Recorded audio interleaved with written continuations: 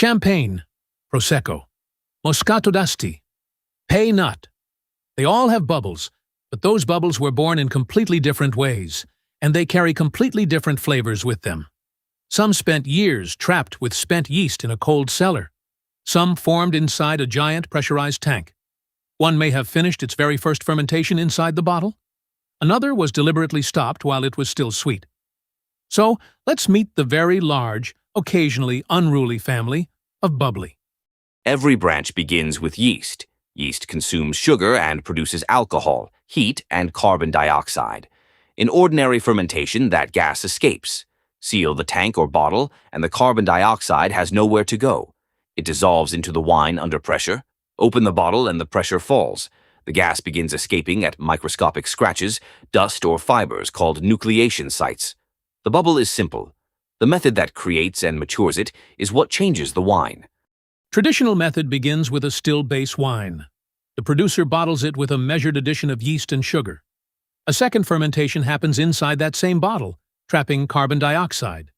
The wine then rests on the spent yeast cells, the lees. As those cells break down through autolysis, they can contribute aromas and textures resembling brioche, toast, biscuit, pastry, nuts, and cream. Time turns fresh fruit into something more layered. The sediment must eventually leave. First comes riddling. Each bottle is slowly turned and tilted, neck downward, so the spent yeast slides into the neck. The neck is then frozen, and that plug of sediment is expelled during disgorgement. Now the producer adds a small finishing mixture of wine and often sugar. That sweetness adjustment is called dosage.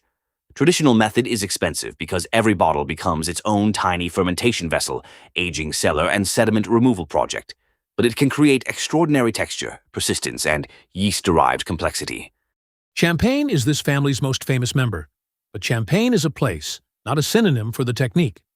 It comes only from the delimited Champagne region, most often from Chardonnay, Pinot Noir, and Meunier.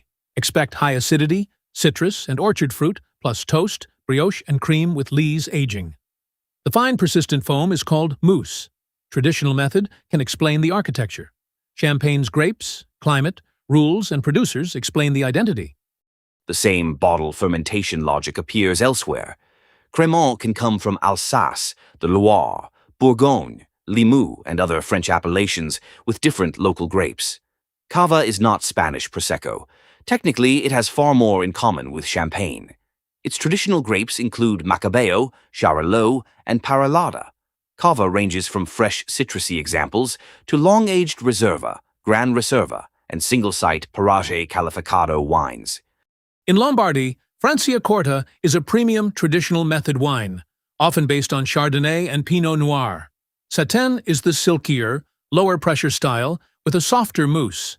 England uses the same familiar grapes in a cool climate that can produce piercing acidity. South Africa calls its bottle-fermented category Cap Classique, a name covering wines from youthful and fruity to deeply lees-aged. The method creates a family resemblance, not one global flavor. Tank method changes the goal. Instead of fermenting every bottle, producers carry out the second fermentation in one large pressurized tank, then filter and bottle the wine under pressure. This preserves fresh fruit, flowers, and primary grape aromas. It is not merely a cheap shortcut. If the grape's greatest gift is perfume, years on yeast may hide the very character the producer wants you to taste. Prosecco is usually based on glera and commonly uses the Martinotti, or tank method. Think pear, green apple, peach, melon, and white flowers with an approachable mousse. Spumante means fully sparkling. Frizzante means gently sparkling. Tranquillo means still. And basic Prosecco DOC is not the whole story. The steep hills of Conegliano, Valdobbiadene, Prosecco Superiore, DOCG, and the prized Cartizze area can deliver considerably more distinction. Sect is a useful warning against assuming that one regional word tells you everything. German and Austrian sect ranges from inexpensive tank-fermented wine to serious traditional method bottles. Look for Deutscher Sekt, Winzer Sekt, the named grape, the region, and a statement of traditional bottle fermentation. Riesling Sekt can combine electric acidity, citrus, and stone fruit with refined lees character. Read the method, not only the category name. Asti follows another route. Asti Spumante and Moscato d'Asti Begin with intensely aromatic Moscato Bianco. Fermentation is controlled and stopped before the yeast consumes all the grape sugar. Moscato d'Asti is gently sparkling, sweet, delicate, and often around 5% alcohol. Asti Spumante is fully sparkling and generally stronger, but still lower in alcohol than most bubbly. The sweetness is preserved grape sugar, not a disguise added afterward. Then comes pét-nat, short for the French phrase meaning naturally sparkling. With the ancestral method, wine is bottled before its first fermentation finishes. Carbon dioxide from that same fermentation becomes trapped. There is not necessarily a completed first fermentation, separate second fermentation, riddling, disgorgement, or dosage. The result may be cloudy, softly fizzy, fruity, herbal, yeasty, or slightly different from bottle to bottle. But pét-nat does not have to be funky or unstable. Those are outcomes, not the definition. Sparkling red wine also deserves its dignity back. Lambrusco is a family of grapes and wines from Emilia-Romagna, not merely the sweet red fizz many Americans remember. It can be dry or sweet, rosé or red, gently fizzy or fully sparkling. Dry examples can show sour cherry, blackberry, violet, earth, refreshing acidity, and light tannin.